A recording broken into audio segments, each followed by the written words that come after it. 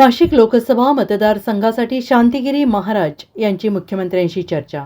लोकसभेच्या निवडणुकीचे पडघम वाजू लागल्याने अनेक जण आपली उमेदवारी प्रबळ असल्याचे सांगत आहेत। अशातच आता अनेक घडामोडी घडताना दिसत असून काल रात्री नाशिक लोकसभा मतदारसंघासाठी शांतिगिरी महाराज यांनी वर्षावर मुख्यमंत्री एकनाथ शिंदे यांच्याबरोबर चर्चा केली आहे।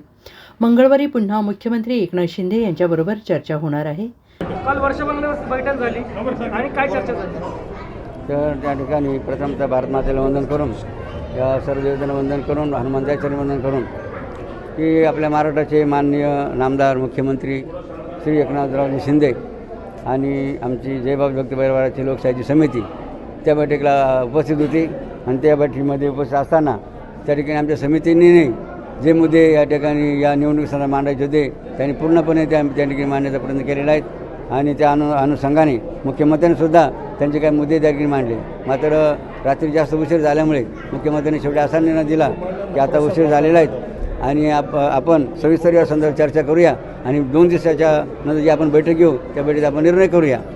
2 दिवसानंतर जर आपल्या बाजूने काही निर्णय नाही झाला तर आपली भूमिका काय असणार आहे? तर आमच्या बाबा भक्त परिवार समितीने ठामपणे निर्णय घेतला की आम्ही एवढ्याच विचारलेला आहेत की नाशिक लोकसभा 2024 ही निवडणूक लढायची आणि जिंकायची सुद्धा।